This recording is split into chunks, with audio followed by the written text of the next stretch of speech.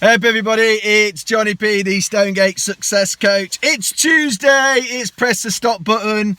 It's all focus on our psychological well-being and our physical fitness. So like I promised, I'm going to introduce tool 4. So last week I did the truth mirror, tough one. Asking yourself the questions and facing the things that we need to fix, quite hard, especially when some of those things that we need to fix are going to be very challenging and we have these ingrained stories in our head about who we are. So just trying to overcome that. But first of all, being very truthful and honest with ourselves before we can get started. And that's where we start. So moving on, tool 4, this week's tool is what's called the Watcher. And it's something that I've been using again for a long time. And this is a thinking tool where you use your imagination. And again, like any tool, it's not for everybody, but this might help. And it's one of these things that you can keep forever. So I'll always have my Watcher with me. And the principle of this tool is that you have an imaginary watcher always on your shoulder. And this watcher is somebody that you respect, that you really look to as, say, your role model. Now, that could be a family member. That could be somebody like a celebrity. It could be somebody close to you. It's up to you really about identifying first somebody that you really look up to, somebody you really respect, somebody's behaviours, and this is what it comes down to, you really admire over time, whatever they are. So that's up to you about the model watcher that you choose. So my model watcher, this person that's always on my shoulder, that's always guiding my behaviours and the way I am, is my mum. And I respect my mum highly. You know, the behaviours that she does, I respect and I try to role model. So she's taught me to be respectful, be polite, you know, always try to be thinking ahead and making the most of life. So my mum always sits on my shoulder, especially when it comes down to my behaviours. So I'll give you a story. I was spent 2-3 days in Birmingham doing some training once. I was absolutely done in. I was getting in the car, driving back to Sheffield, which is about 2.5 hour drive.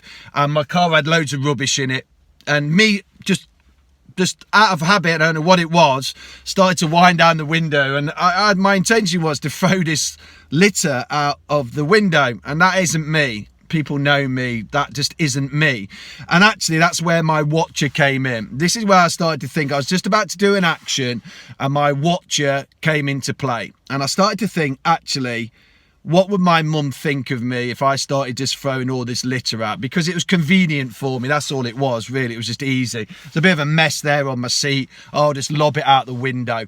And actually, that's what holds me to account. My mum would have said, that is not the behaviour that I would expect of you. And when we talk about watchers, I want to start thinking about, when you look at this tool, around how they would feel if you were doing behaviours that you know that they wouldn't expect of you. And that's the key thing, because they hold you to account. They bring really the expectations of how you should be.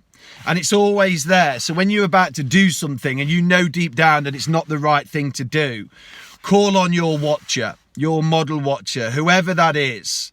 That's what you've got to work out. Who do you really respect? Who is your role model? And everybody, again, this will be linking down to your behaviours, the values that you live by, the things that you want to be. But this never disappears either. This is your guidance system again. This individual, whoever it is, guides your behaviours. But also, one of the key things with your watcher is, when I face adversity or a challenge that's ahead, or that I'm facing in the present moment, I start to think about, actually, how would my watcher deal with this? How would they deal with this adversity? How would they deal and overcome this challenge? And again, I call on this watcher. And again, my mum, she's overcome many, many challenges, many hardships, and she's always done it with great character, lots of fortitude and real strength. So again, I call on my watcher there and say, well, actually, how would my mum handle this situation that I'm facing, and how would she approach it? And again, that's a guidance system. It helps me. It's always there. I always call on it. Sometimes I forget, obviously. That's human nature, natural and normal. But the model watcher principle can be a really powerful tool. And it's an imaginary tool, so it's something you've got to think about. But they sit there all the time. And basically, they're there to guide you. They help to form your character, the principles that you want to adopt, how to strengthen that resolve, something to call on, especially when we're a bit lost or we're getting influenced by other people, maybe to do the wrong things.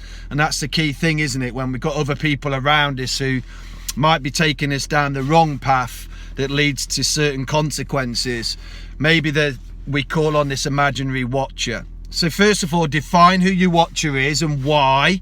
Why is it? What are the behaviours that they show that you really respect? And then start to imagine that they're always on your shoulder, always guiding your behaviours and the things that you actually do in life. And that will really help sometimes when you get a bit lost. You know, what would my watcher do? What would my watcher's behaviours be in this situation?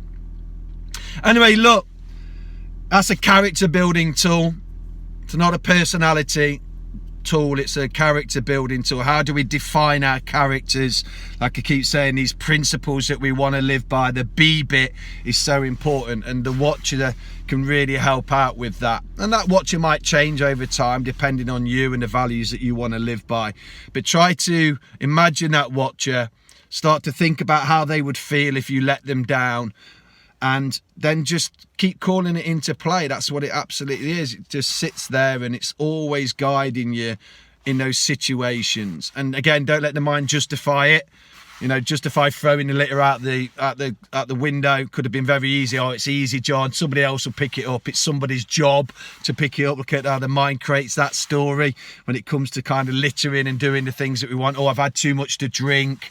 Oh, they did this to me, so I'll do that to them. You know, the mind can generate all these wonderful rationalised and justifying stories, but actually, what would your watcher think? How would they feel if you did that behaviour?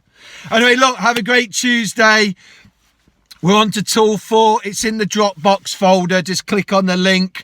There's 4 tools in there now. Again, a tool is as good as you want to use it. It can stay in the toolbox, not a problem at all. It might get you thinking about certain things, and that's great as well, because that's the key thing for these videos, is to get you thinking about certain things and asking certain questions, and then giving you some tools to help with your psychological well-being, and sometimes obviously your physical fitness, and obviously having that personal energy is really important as well. So have a great Tuesday, and I'll speak to you soon. Take care for now.